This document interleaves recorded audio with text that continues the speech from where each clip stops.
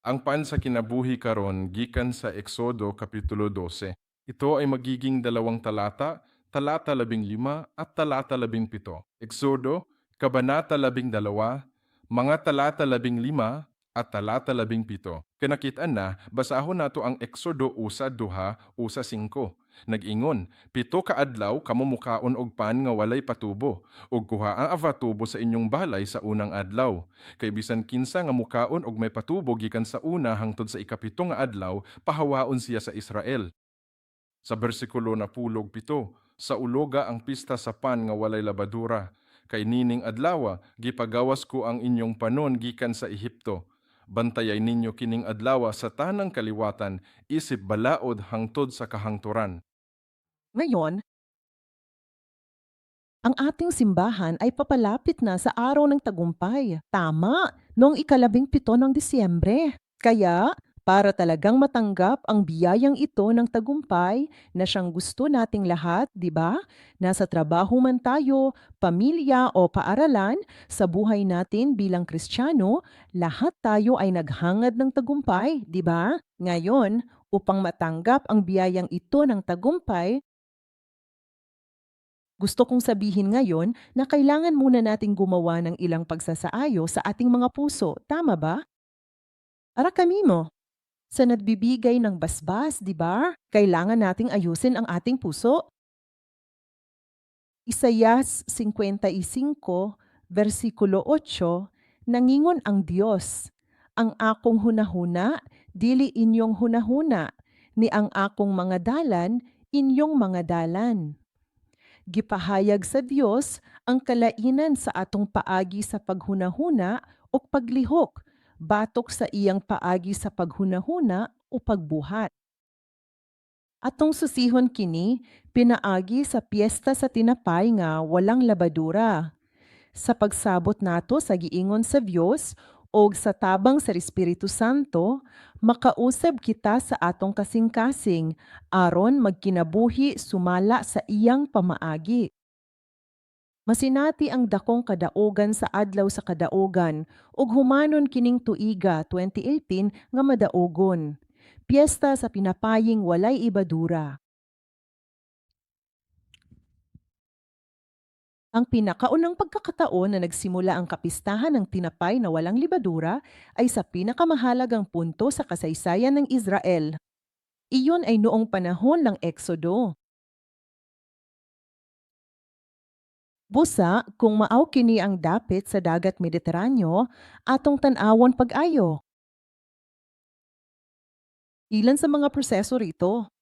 Ito ang tangway ng Sinai. Sumala sa Exodo 12, versikulo 14, sulod sa pito kaadlaw, sa uloga ang fiesta sa tinapay nga walay labadura. Ang buot ipasabot niini mao ang way libadura ning tinapaya, maunang gahid jud ni. Giila ning tinapay sa kasakit sa Israel kay wa nilami. Kahibalo ka, sulod sa pito ka adlaw, ang pista sa tinapay nga walay patubo magsugod sa adlaw sa Paskua. Sige, kaya tingnan naton ang makasaysayang eksena. Ngayon, ito ang Ramses kung saan sila umalis. Sige, at mula roon ay nagtungo sila. Sukot at pagkatapos ay ang Isam. Hanggang sa puntong ito, maari pa rin silang tumawid at pumasok sa lupain ng Kanaan. Inigabot nila, makita ang mga agyanan sa tubig, ug matrap na sila dinhi. Ngunit kung saan sila inakay ng Diyos ay hindi ganito, kundi dito sa may dagat na pula bago ang Migdal.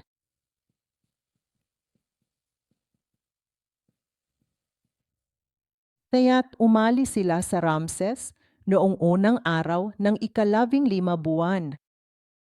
Unang buwan, ika-15 araw, at iyon ay sa Huwebes. Dayon, nagbiyahe sila og duha ka adlaw og niapot sa Sukot sa ikanapulog-unom na Biyernes. Dayon, gikan dito, nagpadayon sila. Nakaabot sila sa Etam sa ikanapulog-walo nga ka Domingo. At mula roon, maglaklakbay sila pababa sa Before Migdal. Kaya abuton iyon ng mga 2 araw na biyahe at hanggang Martes. Ngayon ay maari na nating kalkulahin kung anong araw ito sa pamamaitan ng pagtansya sa distansya. Inaasahan namin na ang 2 milyong tao ay nakapaglakbay ng humigit kumulang 25 kilometro bawat araw. Sige, kaya lahat ng ito ay ipinaliwanag ng detalyado sa ika-8 aklat ng kanyang pagtubos.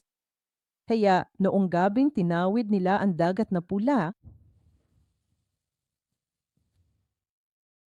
sa Pakis, ika-21 sa Miyerkules. Siyempre, ang pagtawid sa dagat na pula ay isa sa pinakapambihirang makasaysayang pangyayari sa buhay ng mga Israelita, hindi ba? Kaya ngayon, kung bibilangin mo ito mula noong araw na umalis sila, tama ba?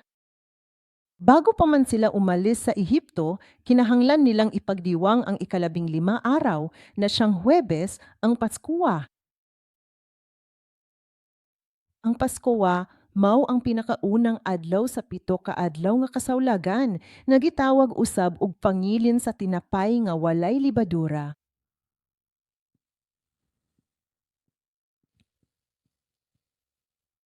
Miingon ang Dios sa Exodo 12:15, pila ka adlaw ang saulugon. Itong araw, miingon ang Dios sa sinugdanan hangtod sa katapusan ang ika-7 adlaw importante. Balaan kini nga adlaw alang kanimo. Pagkanindot, giya sa Dios ang atong kinabuhi matag lakang aron muhaom sa iyang kumbira. Sa laktod, timaan sa iyang panahon, gikan sa ika-15 hangtod sa ikakawahag kaadlaw sa ilang kadaugan, nibiya sila sa Ehipto dinhi. Apan, wala pa sila hingpit nga nagmalampuson, kay kinsa man ang nagsunod nila. Gigukod sila ni Paraon og sa iyang kasundalauhan. Pagtabok nila sa dagat nga pula og pagkakita sa tanang nangalumo sa dagat, di apa sila nagmalampuson. At ang araw na iyon ay eksaktong ika-7 araw. At anong mangyayari sa panahon nito? Ang kapistahan ng tinapay na walang libadura, napakahalaga ng piginging na ito kaya, gaya ng mababasa natin sa Talata 15, sinabi ng Diyos, kung hindi mo alisin ang libadura sa iyong bahay at kung hindi mo kakainin ang tinapay na walang libadura na ito, ang tinapay na may libadura, ikaw ay mahihiwalay sa pagiging mga Israelita. Nilayas ka sa Ehipto. Ang bugtong paglaom nimo mao ang pagpabili nining grupuha uban sa mga Israelita, di ba? Kung mahimulag ka sa mga Israelita, nagpasabot nga patay ka na. Ang pulong nga putlon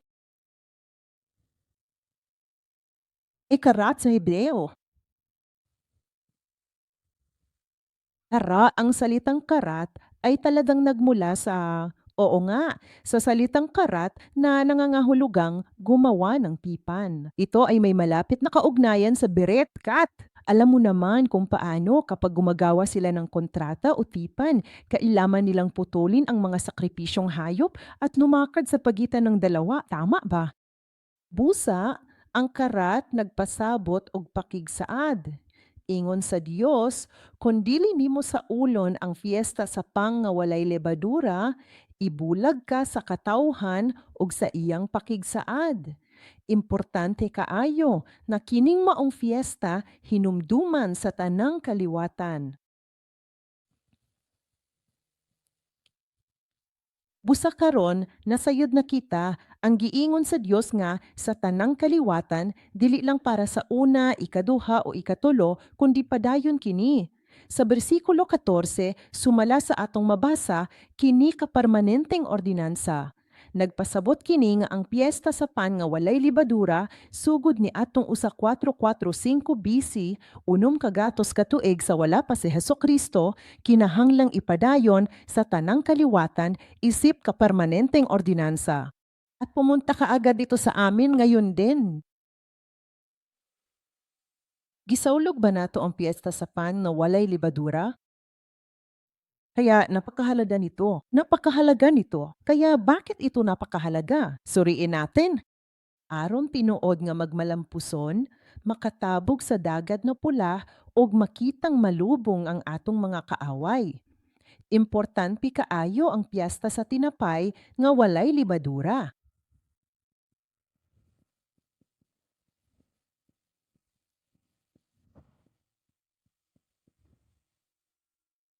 Karon ang pulong bahin sa pista sa pan nga walay libadura, makapaikad kaayo kini nga pulong.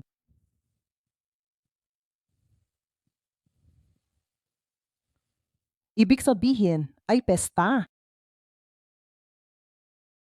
Sa atong mga festival, dili lang ta maglingkod. Sa tingin ko, husto ang paagi sa Southern Baptist, tanan nagpindog, nagkanta, og nagdayeg. Kinahanglan kini nga kauban madasigong selebrasyon. At hindi lang iyon, paulit-ulit pa rin itong nangyayari. Buot ipansabot, balik-balik ra na. Ikapitong adlaw na karon o ikawalo ba? Apan naa na sa 7-week cycle. Mao nga kining adlawa diin gipildi ni Hesukristo ang sala ug kamatayan aron luwason kita. Ba, kini kapista alang kanato? Suknaon nato ang kaugalingon, ang kasing-kasing nato uyon ba sa iya sa Dios. Ingon sa Dios, kini ang akong ihalas nga baboy. Ito ang aking pidin. Ito ang aming pista. Gibuhat ko na nimo, di ba? Tanawa, layo na tagnaliwas sa hunahuna sa Dios, sa iyang mga pamaagi. Importante ang pista sa walay patubo, kay timaan kini sa saktong panahon og oras.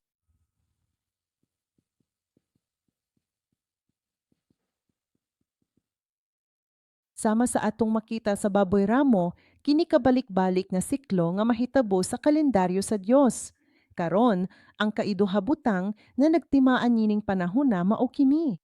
Paglabay sa 7 ka adlaw, katingahalan, gigiyahan sa Dios ang 2 ka milyon ka tao aron magkampo sa saktong mga dapit. Sa ikaduha usa, sa ikapitong adlaw sa pista sa tinapay, malampuson nilang natabok ang dagat nga pula. Kini atunay dako kaayo og mahinungdanong kalabutan sa paglansang kanya dito sa krus ni Hesukristo.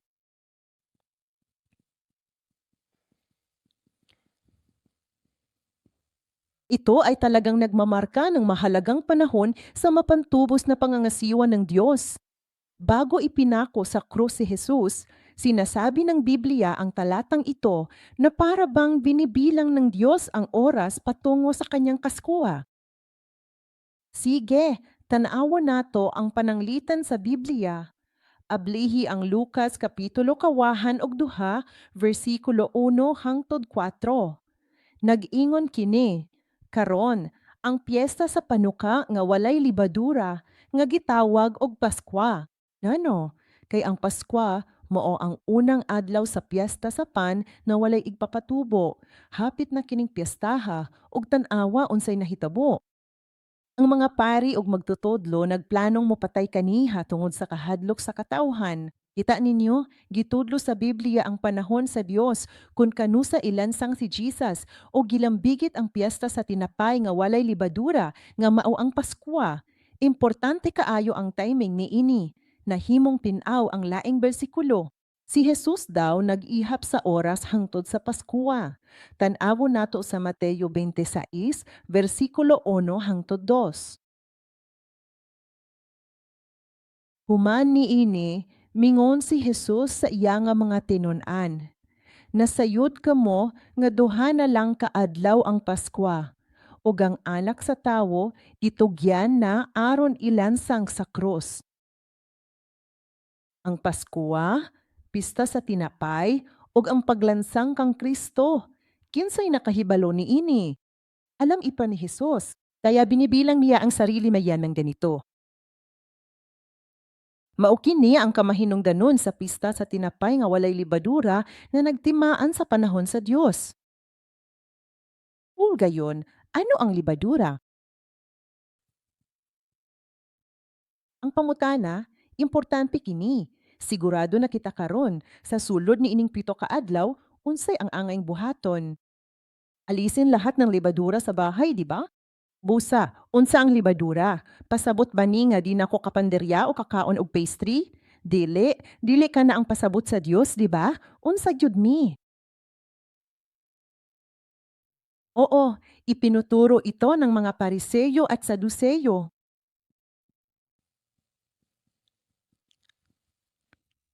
Apan, dili lamang kay ang tanan nga mga Pariseyo ug Saduseyo ang nagatudlo. Sa tinuod lang, nagatudlo sila. Ilang ginasalipdan o ginababakan ang dalan padulong ngadto kang Hesus. Anumang doktrina, anumang katuruan na humaharang sa daan patungo kay Hesus, sinasabi ni Hesus na ito ay libadura. Tingnan naton.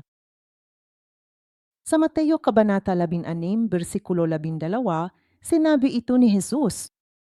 Nasabtan sa mga tinunan nga wala sila gipabantay ni Jesus sa libadura sa tinapay, kundi sa mga turo sa mga Pariseho ug Saduseho. Nagtudlo sila sa Biblia sa mga tawo, apan matud ni Jesus, nagtudlo kamo bahin sa langit nung gingharian kay gusto ninyo o kinabuhing dayon. Pero hindi ka lumalapit sa akon. Ang pinakamahalagang bahagi ng pagsamba, ang pinakamahalagang bahagi ng pag-aaral. Dapat gayud si Hesukristo, di ba? Kung dili klaro ang imong padulngan, sigurado masaad ta. Kinahanglan klaro ang destinasyon. Manong aniya kita din hikaron upang lumapit kay Hesukristo. Balikan natin ang Juan Kabanata 5, talata 39 hanggang 40. Magdungan tagbasa. Andam na? So good. Gisusi ninyo ang kasulatan kay abi ninyog naabi ha ang kinabuhing dayon, kini nagpamatuod kanako. At ayon ninyong lumapit sa akin upang kayo'y magkarong buhay. Kaya tingnan naton ang atong paligid. Ano ang libadura? Maraming impormasyon at mga aral ang nasa paligid naton. Kung hinaharangan niyan ang daan patungo kay Hesukristo, dapat nating malaman na iyon ay libadura. At saka, pangalawa, ang libadura ay pagkukunwari. Ang pagpapakitang tao, kay lahi ang sulod ug gawas. Ang pangunahang pananglitan nga giingon sa atong pastor, si Reverend Evan Clark, kay ayaw pagpanggap nga nahibalo kamo. Huwag kang magpanggap na naniniwala ka. Nakatayo ka sa harap ng Diyos na makapangyarihan sa lahat, Diyos na nakakaalam ng lahat, Diyos na nasa lahat ng dako. Alam at nakita niya ang laman ng puso mo. Ano ang saysay ng pagpapanggap na alam natin o pagpapanggap na naniniwala tayo? Maayong itugyan kita kaniya og moingon, Gino, wako kahibalo, tudluay ko. Gino, wako'y pagtuo, hatagi ko, kay ikaw ang tinubgan ug maghingpit sa among pagtuo. Mauna ang gusto sa Diyos. Dili nga gusto perpekto ta, kay di na to kaya. Ngayon, sabi ni Jesus, ang lebadura ay isang pagkukunwari at ito rin ay isang tuntunin. Mga lalaki, kung ano ang dinadaanan ng mga tao, di ba? At anong ito? Ito ay isang anyo ng humanismo. Ano ang humanismo? Sino ang nasa gitna? Akala ko nung bata pa ako, napakagandang salita ang humanismo, di ba? Ano ang isang humanismo? Sino ang nasa gitna? Ang tao anaa sa tunga. Apan, dili kita dapat magsentro sa tao, kundi sa Dios. Apan tan-awo nato ang bersikulo, diin giingon ni Jesus nga ang libadura mao ang pagpakaaron inon sa Lucas 12, bersikulo 1. Giingnan ni Jesus ang iyang mga tinunan, likayi ang igpapatubo sa mga Pariseo nga mao ang pagpakaaron ingnon. Unsa gibuhat nila? Nagampo sila tag-as og nagsulob og tag-as nga kupo aron ipakita nga sila magtotoo. Sila man ang mga leader sa kinabuhi sa pagtuo, di ba? Dili ba mauman usab ang atong ginahimo karon? Moingon ta, magtotoo ko, mayo ko kay nagtuo ko. Sila dili. Mapagpakaaron ingnon kini, matod ni Jesus. Mateo 15, versikulo 7 to 9. Ni Jesus, kamong mga maot, husto ang tagna ni Isayas kaninyo. Gipasidunggan ko niinin katawhan sa ilang mga nangabil, apan ang ilang kasing-kasing layo kanako. Ang gusto ng ating Ama ngayon ay hindi ang kanta mismo, kundi ang puso. Hindi ang pagsamba mismo ang mahalaga, kundi ang ating puso ang siyang nakapaloob dito. Ino ni Imi, apan kawang lang ang ilang pagsimba kanako. Dahil ano ang wala rito ang puso. Miingon si Hesus, ang pagtudlo sa mga doktrina ug sugo sa tawo, mao kini ang lebadura. Ang pinakadakilang halimbawa ng lebadurang ito, itong lebadura na lubang nakakahawa. Nahibalo ka, ang gamayng igpapatubo makapausab sa tibuok panuo, di ba? Mao nga miingon si Hesus sa iyang mga tinun-an, pag-ampin kamo sa igpapatubo. Kauban ko ninyo, apan pagmatmong sa libadura. Ang labing maayong pananglitan diini makita sa iyang mga tinun-an, nga mao si Judas Iscariote. Judas Iscariote. Siya kahingpit nga ehemplo sa humanismo. Balikan natin ang eksena kung saan alalahanin ang eksena kung saan dinala ng babae ang lana sa alabastro, mahal nga pahumot gidugmok o gihidat sa lawas ni Hesukristo. Iba't ibang talata sa sipe, sinasabi nito, nagalit ng husto ang mga disipulo. Nagalit sila at sinabi, bakit ninyo sinasayang ang mamahaling pabangong ito? Maari mo sanang naitabi ang perang ito at natulungan ang mga mahirap. Pero kita mo, hindi ang mga disipulo ang sinimulan nilang sabihin iyon. Si Judas Iscariote ang nag-udyok sa kanila. Tingnan mo na natin ang Mateo, Kabanata 26, talata 8 hanggang 9. Mateo 26:8 ug 9. Makita nimo, nasuko ang mga pinun-an pagkakita nini og miingon, nganong giusik-usik kimi? Kay kining pahumuta, mahal mabaligya og ang halin ikahatag sa mga kabus. Mahinungdanon kaayo ang pagtabang sa mga nangingahinahalan ug sa mga kabos, di ba? Pero, kinsa man ang dapat maguna? Dapat si Jesus ang sentro. Mga disipulo, nabilin ilang kasing-kasing, kinsay mopuli sa sentro? Ang katawhan. Sa Juan 12:4-5, ingon ni Juan nga si Judas Iscariote ang nagsugod mi ana. Juan 12, talata 4-5. Apan si Judas Iscariote sa iyang mga tinun-an, hinumdumi kini, gipaila sa Dios si Iscariote isip ang magluib kang Hesus. Dinhi nagsugod ang tanan, matud niya nganong wala man gibaligya kining kahumuta sa tulo ka gatos ka denaryo o gihatag sa mga kabos, busa daling mikaylap kini. Kaya't nagalit ang iba pang mga alagag. Ano ang tugon ni Hesus dito? Ang mga mahihirap ay laging makakasama ninyo, ngunit ako ay hindi. Dili ba tinod kini? Ang giingon ni Hesus, hunahuna una ako sa tanan. Narito ang isang malaking kaibahan. Ug unsay giingon ni Jesus? Lahi ra jud ning babayhana, di ba? Matod sa iyang mga tinuan, Jesus, gibiyaan namo ang tanan aron mosunod nimo sulod sa daghang katuigan. Husto ba? Ito ay bago pa man siya ipinako sa cross. At pagkatapos, ingon nila, kinahanglan paliton, ibaligya ug ihatag kini sa mga kabos. At sinabi ni Jesus, alalahanin ninyo ang ginawa ng babaeng ito. Ano ang ginagawa niya? Mukha siyang baliw. Alam mo, pumapasok siya ng tuluyan, humahagol-gol at umiyak. Gibubuan niyag mahalong lana ang ulo ni Jesus. Batanon pa si Jesus sa pagsulod sa babaye ug gibubuan siyag lana samtang naghilak. Taas iyang buho, mga brush, iyang mga tiil, murag buang ni, di ba? Unsa may iyang giingon? Hinumdumi ang iyang gibuhat sa sunod na henerasyon kay para nako kini adlibing. Nakurat ka ba?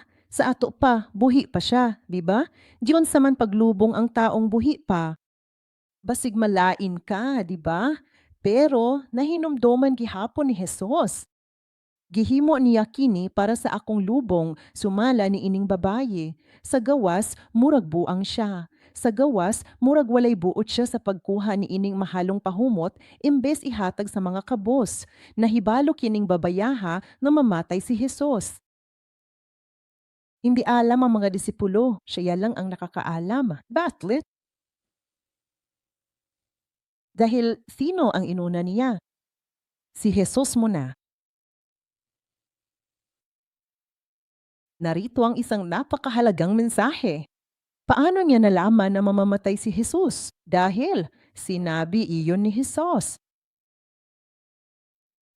Nasa Mateo dyan. Basahon nato ang Mateo kawahag 6 bersikulo 12. Matud ni Jesus, kay sa pagbubuni yan nining pahumot sa akong lawas, gihimo niya kini aron pag-andam kanako sa paglubong. Gipatin-aw ni Jesus, nahibal-o kining babayehan na nga mamatay ko o gilubong ko niya. Ngayon, Mateo 26, talata 12, nabasa natin, tama ba? Nabasa rin natin ang simula ng kabanatang ito. Mateo 26, talata 1 at 2. Sige, sugod dinhi. Yuman nini, giingnan ni Jesus ang iyang mga tinun-an. Nasayod ba kamo? Yuman sa duha ka adlaw, Paskuwan na, ug ang anak sa tawo itugyan aron ilansang sa cross. Gisulti na kimi ni Jesus sa tanan. Naroon ang babae, nauntan mga disipiro, ang tanging taong nakaunawa sa tamang panahon ng Diyos sa gawain ng pagtubos ng Diyos ay ang babaeng ito dahil inalis na niya ang kanyang libadura. Kaya dapat talaga, bago matapos ang taon, suriin natin ang atong mga puso. Sinasabi naming na naniwala kami sa Diyos Ama, ang anak na si Jesucristo. Gayunpaman, makasentro yung ating mga pamamaraan, ang ating mga kaisipan ay nakasentro sa atin. Suriin nato ng lubusan kung tayo ba ay talagang nakasentro sa Ama o kay Jesus o sa salita. Maunay kinabuhing gitudlo kanato ni Reverend Evan Park. Giton-an nato ang pulong sa kasaysayan sa pagtubos. Gusto sab natong masabtan ang kasaysayan sa pagtubo sa Dios o giyang gitakdang panahon. Apan kung dili nato kuhaon ang atong mga libadura, basin maadto kita sa higayon, diin isang nyaw ang pulong sa Dios. Kun ang katawa, sa pag-agi miimi, na ay tawo nga nagpabati sa iyang kasing-kasing ug naglubong kaniya aron mahinumduman sa umaabot. Importante nga kuhaon ang atong libadura. Sa pagsawlog sa pista sa pan nga walay patubo ug pagkuha sa mga libadura, unsa ang mga panalangin? Una, sa pagkuha sa libadura, unsay nahitabo? Napawid natin ang dagat na pula, di ba? Kini ang katapusang kadaugan. Gikan sa unang adlaw sa Pasko, buhata ang tanan hangtod sa ikapitong adlaw. Okay? Amin, di ba? Oo, tabukon ang dagat pula. Hangtod ato, duol pang kaaway.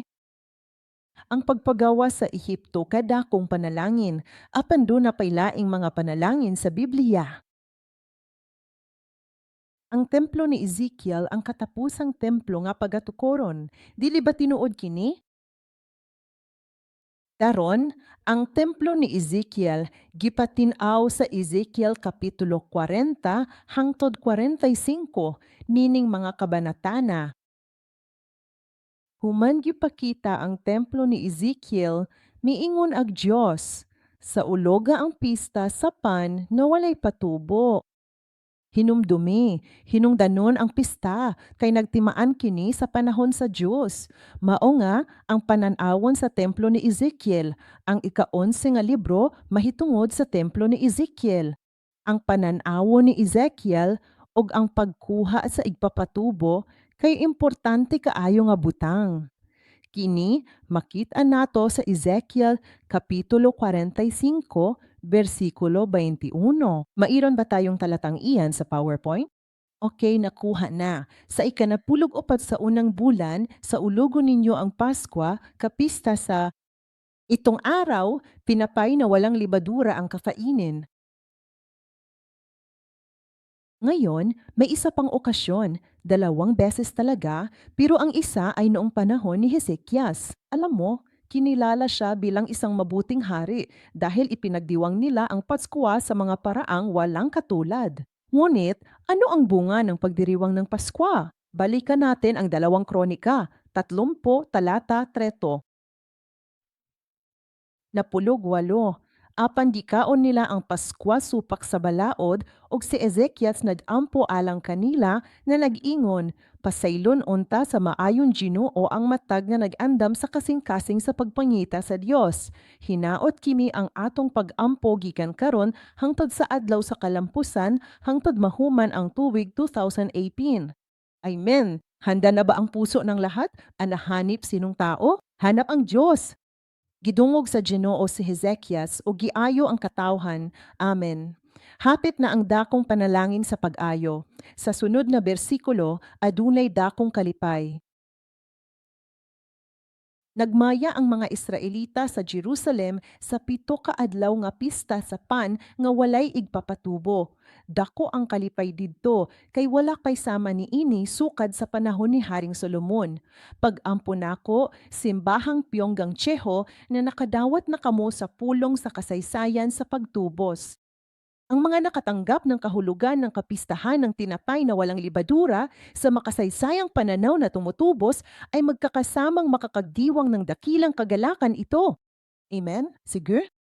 At saka, panghuli, isa pa. Sa samang adlaw ug sipi, mitindog ang paring Levita ug gipanalanginan ang katawhan. Narinig ang kanilang mga tinwid at ang panalangin ay umabot hanggang saan? Ang banal na tahanan ng Diyos hangtang sa langit. Handa ka na ba? Tama? Kaya nato ni. Isip ka grupo, isip simbahan sa Pyongyang, sama sa tanang simbahan sa kalibutan. Kuhaon nato ang libadura. Hinumdumi ang Isayas 5:5-8. Ang akong hunahuna, dili inyong hunahuna, ug ang akong mga dalan, dili inyong mga dalan. Mas magaling kayo at gagabayan ko kayo sa tagumpay, di ba? Nag-ampo ko nga maandaman nato ang bispera sa bagong tuig. Mamati ta sa mga sermon, maghinulsol, limpyuhan ang kaugalingon, ug sugdan ang tuig na isog ug lig-on. Mao kini ang sekreto sa tinuod nga kalampasan. Amen? Sige, mag-ampo ta. Pasensya, mag-report unta ko bahin sa misyon. Mag-ampo ta og mag-report. Ama namin, salamat sa pagpapala mo sa amin. Nagpakiluoy kami kanimo nga kami walay mahimo og gahom ang atong mga kasing-kasing nagalupad lang sa direksyon nga dili nato gusto. Nadhangyo kami amahan nga kuptan mo among kasing-kasing ug ipahaom kini sa imong pamaagi ug hunahuna. Tabangin ming makuha ang tanang libadura sa dihang ipahayag mo ang imong pulong. Aron masabtan namo ang imong panahon, mga lihok, mga misteryo o kasaysayan sa pagtubos. Amahan, salamat sa imong walay katapusan lagugma kanamong tanan. Sa ngalan ni Jesus, kami nag-ampo. Amen.